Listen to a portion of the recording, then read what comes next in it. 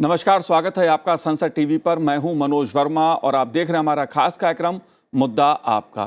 आज हम बात करेंगे बजट 2023-24 में एक ऐसी घोषणा की जिसका सीधा सरोकार आपसे है, आपकी जेब से है। इस बार के बजट में वित्त मंत्री निर्मला सीतारमण ने मिडिल क्लास को बड़ी राहत दी है। वित्त मंत्री ने नई आयकर व्यवस्था का ऐलान किया है। नई आयकर व्यवस्था को डिफॉल्ट कर व्यवस्था बना दिया गया है। इसके तहत 5 स्लैब बनाए गए हैं और 3 लाख रुपए तक की आमदनी पर शून्य टैक्स रखा गया है। 3 से 6 लाख रुपए इनकम पर 5% टैक्स लगेगा। 6 से 9 लाख रुपए आय पर टैक्स की दर 10%, 9 से 12 लाख रुपए पर 15% और 12 से 15 लाख रुपए तक 20% और 15 लाख से ऊपर आय पर 30% रहेगी। कार्यक्रम में चर्चा करें उससे पहले इस अहम फैसले को लेकर वित्त मंत्री ने क्या कुछ कहा, आइए सुनते हैं।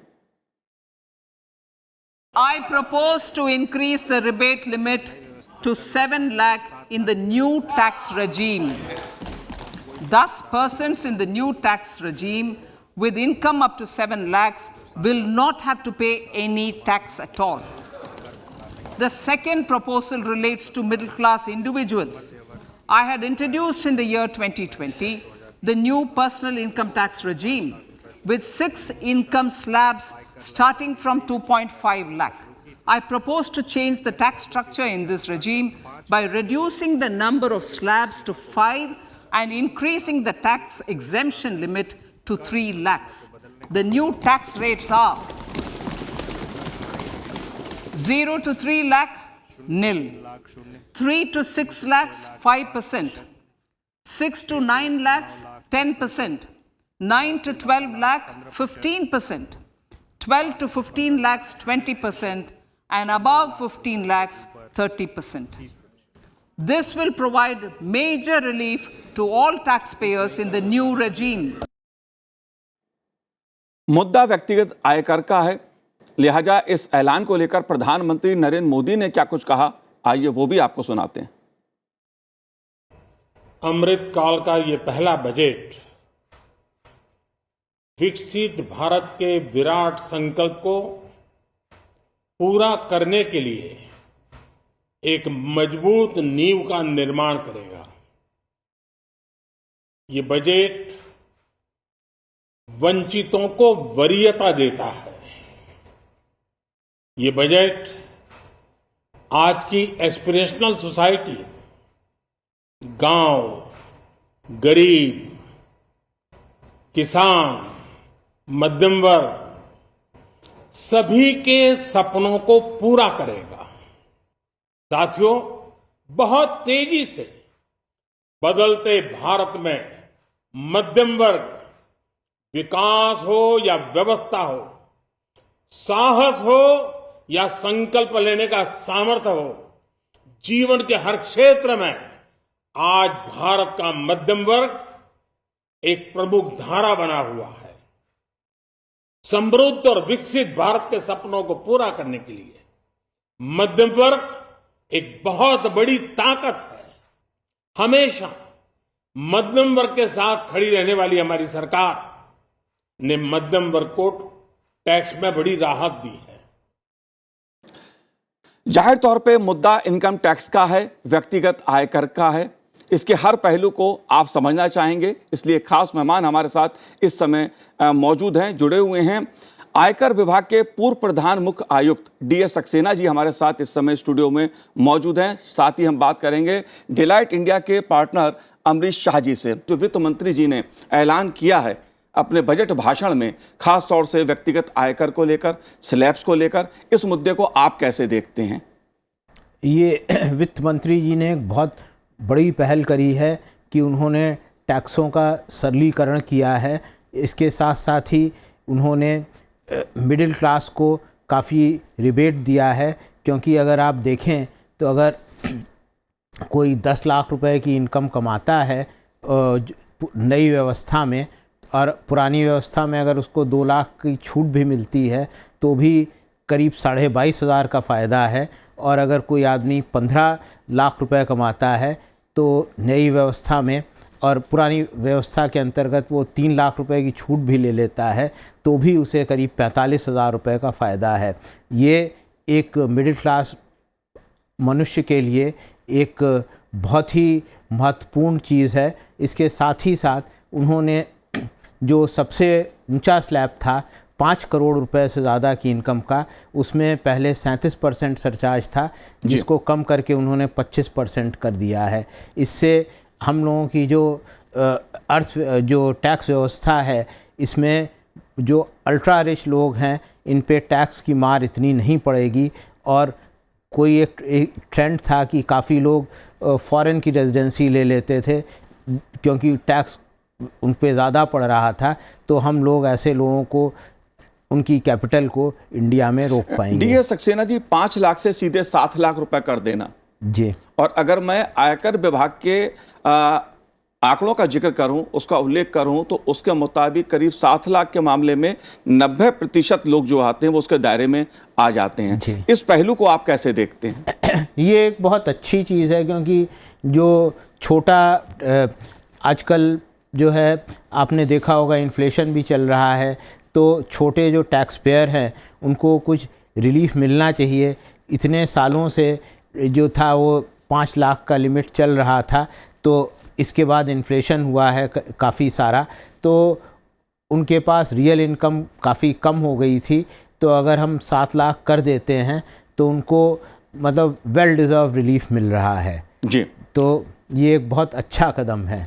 बिल्कुल, ये मुद्दा खासा महत्वपूर्ण है चूंकि नई आयकर व्यवस्था को डिफॉल्ट कर व्यवस्था बनाया गया है और लोगों में भी तमाम तरह के सवाल हैं। सक्सेना साहब, जो पुरानी व्यवस्था है और नई व्यवस्था कर को लेकर है, इसको लेकर तमाम सवाल लोग जानना चाहते हैं, इसके पहलू जानने की समझने की कोशिश कर रहे हैं कि आखिर उनके लिए कौन सी व्यवस्था बेहतर रहेगी। इसको आप कैसे देखते हैं? ये एक बहुत अच्छी चीज़ है क्योंकि जो वित्त मंत्री जी ने कहा है कि जो पुरानी व्यवस्था में रहना चाहे वो पुरानी व्यवस्था में रह सकता है और जो नई में जाना चाहता है वो नई में जा सकता है। सिर्फ उन्होंने ऐसा कहा है कि अगर किसी के पास बिज़नेस इनकम है, वो जना अगर एक बार कोई व्यवस्था चुनेगा तो उसी में उसे रहना पड़ेगा, क्योंकि वो कई बार लोग ऐसा है कि पुराने जो उनके कैरिड फॉरवर्ड लॉस वगैरह है उन सब का फ़ायदा उठाने के लिए वो दोनों व्यवस्थाओं में स्विच करते रहते हैं, तो ये चीज़ नहीं होगी। तो पुरानी व्यवस्था उन लोगों के लिए अच्छी है जिन्होंने कुछ, जैसे मान लीजिए कोई किसी ने जो है वो जीपीएफ ले रखा है, अब 1.5 लाख की वो जीपीएफ में डाल रहा है, हो सकता है वो मेडिकल इंश्योरेंस भी उसने लिया हो सकता है उसका कोई डिसेबल्ड रिलेटिव हो जिस पे वो ख़र्चा करता हो सकता है वो कहीं पे दान कर रहा हो तो 80G का लाभ ले रहा हो। तो इस तरह से पुराने उसमें काफ़ी सारे एग्जेम्पशन थे। कुछ सोशल पर्पस था कि वो चाहते थे कि जिसकी कम इनकम है वो भी इंश्योरेंस ले, जिससे बाद में अगर ज़रूरत पड़े तो उसके परिवार वालों को कुछ संबल मिल सके। तो एक उनका सोशल पर्पस था। अब अगर कोई आदमी मान लीजिए जैसे नए लड़के हैं, अब वो लोग जो हैं वो सेविंग नहीं करना चाह रहे हैं, तो मतलब वो फोर्स सेविंग उन्हें नहीं करनी पड़ेगी। वो अपना मतलब पूरा नई व्यवस्था में आए, उसमें जो वो सेविंग वगैरह करते थे, जो जीपीएफ में डालते थे, इंश्योरेंस लेते थे, उनका मन नहीं है इंश्योरेंस लेने का तो वो नहीं ले रहे हैं, फिर भी उन्हें जो है वो कम टैक्स देना पड़ रहा है। तो ये एक मैटर ऑफ चॉइस है। आपको अपने पर्सनल फाइनेंसेस देखने चाहिए कि हमने क्या कमिटेड एक्सपेंसेस है, हम किस रास्ते पे चल रहे हैं। तो उस हिसाब से आप अपने चुनते रहिए। जिस साल आपको नई व्यवस्था अच्छी लगे आप नई में चली जाइए, जब तक आपको पुरानी अच्छी लगे आप पुरानी में रहिए। जी, इस नई कर व्यवस्था को और जो पुरानी व्यवस्था है इसके तमाम पहलू हैं, इसको मैं आपसे और विस्तार से समझने की कोशिश करूंगा, क्योंकि लोग भी जानना चाहते हैं कि सरकार ने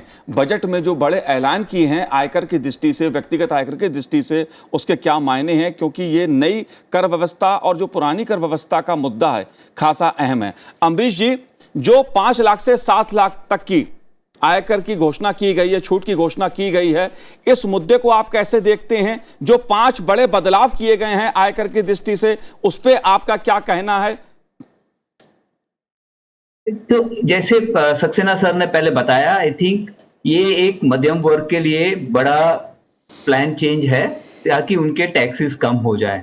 ये एक अच्छी शुरुआत की है उन्होंने कि भाई उसको बढ़ा दिया है, ताकि क्या हो कि जैसे जैसे वो मध्यम वर्ग टैक्स भर रहा है पर उनकी रेट कम हो रही है, तो ओवरऑल उनको बेनिफिट हो रहा है। 10 लाख जैसे उन्होंने बताया 22,000 रुपये या तो 45,000 रुपये अगर आप 15 लाख तक अर्न कर रहे हो। तो ये जो रेट और स्लैब चेंज हुए हैं उनसे उनको पूरा फायदा होगा और वो उनकी बचत होगी। नया और पुराना जैसे आप बता रहे थे वो उनको हर साल देखना पड़ेगा और उसी में से उनको सिलेक्ट करना पड़ेगा कि मेरे हिसाब से मेरे लिए कौन सा फायदेमंद है जी। एक नज उन्होंने किया है फिनेंस मिनिस्टर निर्मला जी ने कि बेसिकली आप नए को ज्यादा अपनाइए, वो ज्यादा बेहतर होगा। जिस हिसाब से उन्होंने ये सब प्लान किया है और उसमें सैलरीड वाले को भी स्टैंडर्ड डिडक्शन दिया है नए के लिए, तो वो एक और 50,000 रुपए का 52,500 रुपए का और एक फायदा उनको हुआ है वहां पे। तो उसके ऊपर जो टैक्स लगेगा वो नहीं लगेगा अभी जी।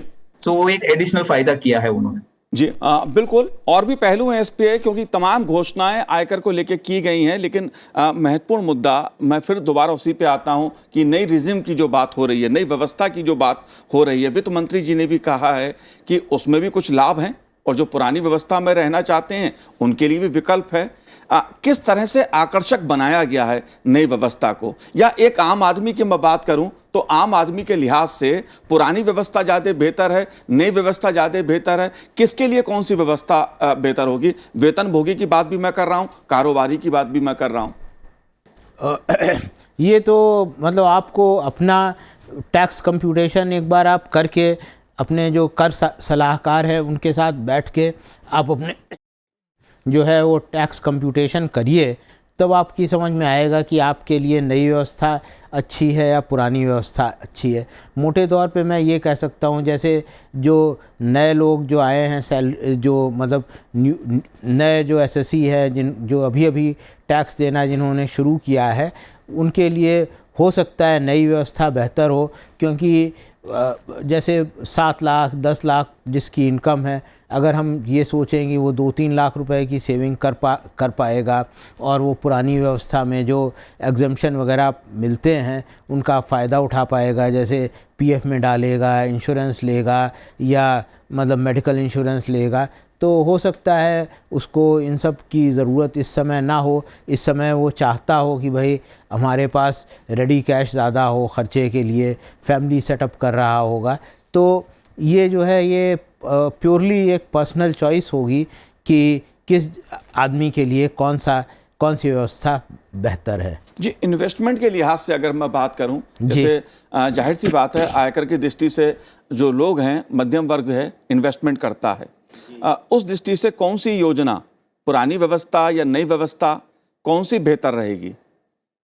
बहुत जो पुराने करदाता हैं जिन्होंने मतलब जैसे मान लीजिए आपने जीपीएफ में हर साल 1.5 लाख रुपए डाल रहे हैं, इस तरह का जो काम कर रहे हैं उनके लिए पुरानी कर व्यवस्था बेहतर होगी। और मतलब ये बेहतर होता कि अगर जो एफएम महोदया हैं ये दोनों व्यवस्थाओं का मिश्रण कर देती, जिससे कि मतलब कुछ सरल भी हो जाता और कुछ सब लोगों को फ़ायदा हो जाता और लोगों को मतलब ये सोचना नहीं पड़ता कि हम नए में जाएं कि पुराने में जाएं, कौन सा ज़्यादा बेनिफिशियल है। तो मतलब ये मैं एक आम आदमी की दृष्टि से कह रहा हूँ। वैसे तो जो पुरानी व्यवस्था के जो एग्जम्पशन वगैरह हैं ये बहुत सालों से, पिछले 50-60 साल से चल रहे हैं, तो सब लोगों को अच्छे से पता है कि भाई हमें टैक्स में किस किस चीज़ का एग्जम्पशन मिलेगा, और मतलब वो दोनों नई और पुरानी व्यवस्था के अंतर्गत अपना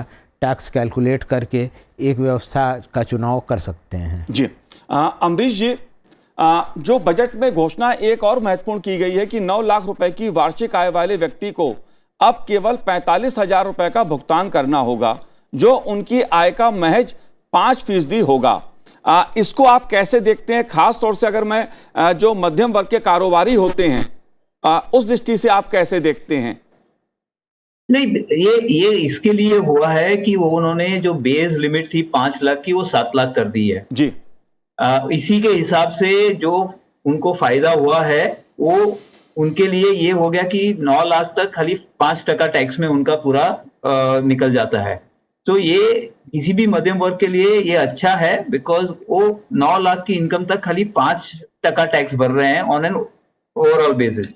और ये यही सबसे बड़ा फायदा है उनके लिए, ताकि उनको अभी ज्यादा और कोई ज्यादा टैक्स नहीं भरना पड़ेगा। खाली 45,000 टैक्स भर के वो 9 लाख तक कमा सकते हैं। जी अमरीश जी, यहाँ पर बार बार एक सवाल उठ रहा है और लोग भी जानना चाहते हैं, पुरानी जो कर व्यवस्था है और जो नई आयकर व्यवस्था है, इन दोनों में आम आदमी की दृष्टि से, लोगों की दृष्टि से आप कैसे देखते हैं? कौन सी व्यवस्था किसके लिए बेहतर अधिक रहेगी? जैसे सक्सेना सर ने बताया अभी, आई थिंक जो इन्वेस्टमेंट कर रहे हैं पहले से, उनको ये देखना पड़ेगा कि उनको पुरानी व्यवस्था में ज्यादा फायदा हो रहा है कि वो इन्वेस्टमेंट करके भी नई व्यवस्था में ज्यादा फायदा हो रहा है, वो उनको देखना पड़ेगा। जैसे बताया कि भाई मुझे अगर मैं मेडिकल इंश्योरेंस ले रहा हूँ, मैं पीपीएफ में पैसे डाल रहा हूँ, मेरा प्रोविडेंट फंड चल रहा है एम्प्लॉय प्रोविडेंट फंड, तो मुझे वो सब देखना पड़ेगा। ये कोई इजी आंसर है नहीं। हर एक जन को अपने हिसाब से देखना पड़ेगा कि उनकी क्या आवक है, और उस हिसाब से नया अच्छा है कि पुराना अच्छा है। किसी के लिए पुराना अच्छा होगा, किसी के लिए वो नया अच्छा होगा, बट हर एक जन को देखना पड़ेगा ये। जी एक सवाल और मैं आपसे समझना चाहता हूं इसी को लेके कि देखने में ये आ रहा है, प्रायः देखने में ये आ रहा है कि जो लोग हैं वो पुरानी जो कर व्यवस्था है उसी सिस्टम में को ज़्यादा अपना रहे हैं। हालांकि सरकार ये कहती है कि जो आप विकल्प चाहें वो चुनें, नई व्यवस्था को भी चुनना चाहें तो नई व्यवस्था का विकल्प भी है।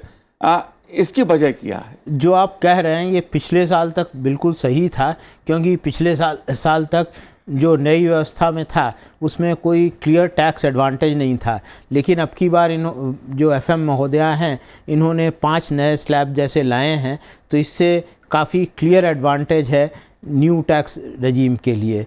तो इसलिए ऐसी उम्मीद की जा सकती है कि बहुत सारे लोग जो हैं वो न्यू टैक्स रजीम में इस बार से आ जाएंगे। जी देखने में आ रहा था कि जो नई कर व्यवस्था है उसके प्रति लोगों का रुझान कम देखने को मिल रहा था, लेकिन जिस तरह के बदलाव इस बार किए गए हैं तो उम्मीद की जा रही है कि पुरानी कर व्यवस्था के साथ साथ लोग जो नई कर व्यवस्था है उसको भी स्वीकार करेंगे, उसको भी अपनाएंगे, क्योंकि तमाम सुविधाएं सरकार ने कर की दृष्टि से, आयकर की दृष्टि से नई कर व्यवस्था में दी हैं। लेकिन एक बहुत बड़ा मुद्दा वेतन भोगी वर्ग और पारिवारिक पेंशन भोगियों के लिए है।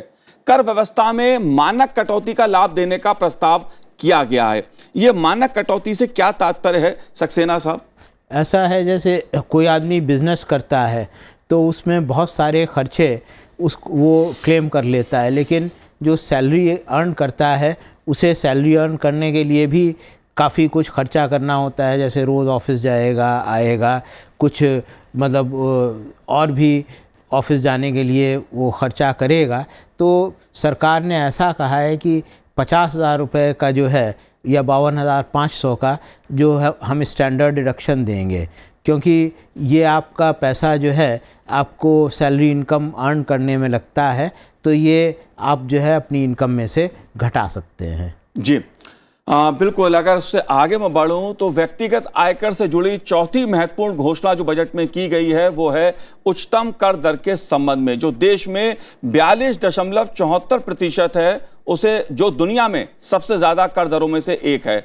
नई कर व्यवस्था में उच्चतम सरचार्ज दर को 37% से घटाकर 25% करने का प्रस्ताव किया गया है, जिसके चलते अधिकतम कर की दर घटकर 39% रह जाएगी।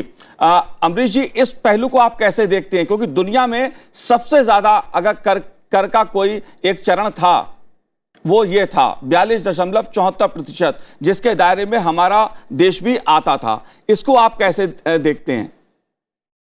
मुझे इसमें ऐसा लग रहा है कि उनको एक टॉप रेट ऑफ 40% के ऊपर नहीं जाना था और उसको 40% के नीचे लाना था। इसके लिए उन्होंने ये चेंज किया है। जब भी लगाया था ये टैक्स तभी भी बोले थे ये इंटरिम प्रोविजन ही है, तो उन्होंने अभी उस पर अमल करके उसको कम करके 40% के नीचे लेके आए, ताकि हम भी दूसरे कंट्रीज में जहाँ टैक्स है उसके बराबर में थोड़ा आ सकते हैं।